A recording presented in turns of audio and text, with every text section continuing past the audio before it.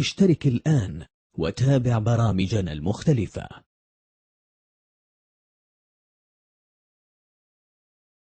تتراءى أشباح العسكر.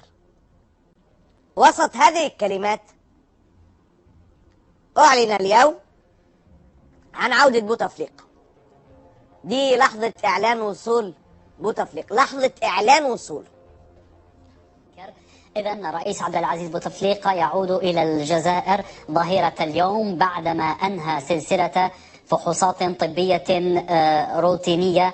هذه صور الطائرة الرئاسية التي حطت صبيحة اليوم أو قبل لحظات من الآن بمطار جنيف في سويسرا. ونذكر أن الرئاسة الجزائرية كانت قد أعلنت قبل أكثر من أسبوع من الآن أن رئيس الجمهورية توجه إلى سويسرا لإجراء فحوصات طبية دورية.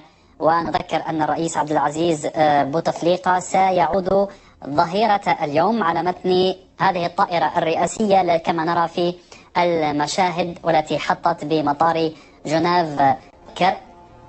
يعني كمواطن جزائري كمواطن عربي، أبو تفليقة رجع في الطيارة دي؟ أيوة يا سيدي رجع. طب ممكن صورة؟ يعني أنت مكدبني؟ مش عيب؟ مش عيب تبقى مواطن وتكدبنا؟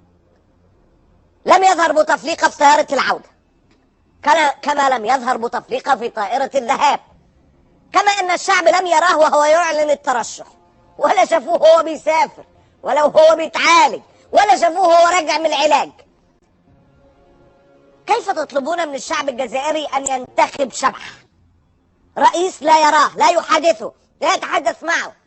مشهد غريب وعجيب سيظل علامة للتندر، التندر المملوء بالألم والبكاء أبد الدهر.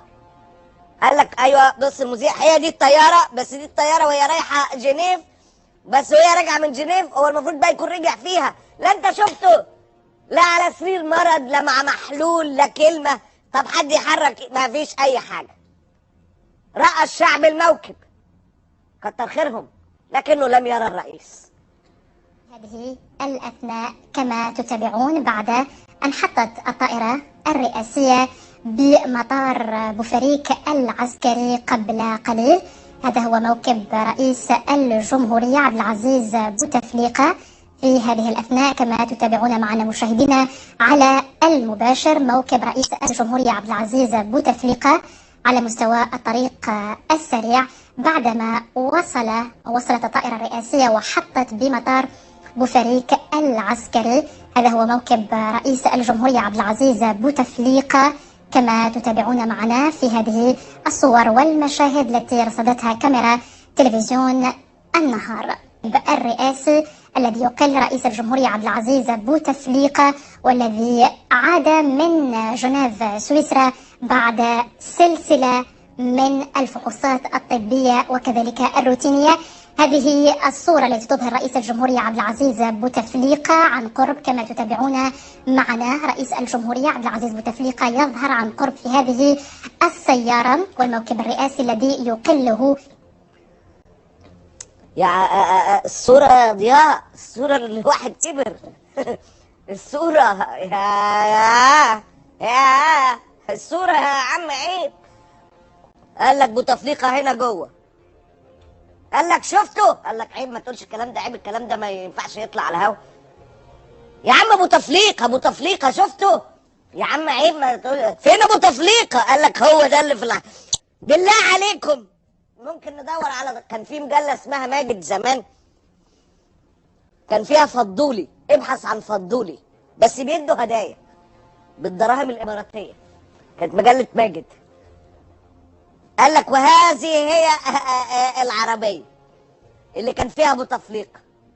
والله بقى انت وحظك بقى، اديني جايب لك العربية، السواق باين، فين بوتفليقة؟ ما بنفتحش عليه الازاز عيب، احنا البيت ده طاهر والعربية دي طاهرة ومحدش من حقه يشوف بوتفليقة. يا ضياء لا تكون مع الناس الوحشين ومش عايز تقرب صورة بوتفليقة ويكون باين وانت اللي مش مبينه. بوتفليقة الذي لا يراه الشعب، بوتفليقة الذي لا يراه الشعب.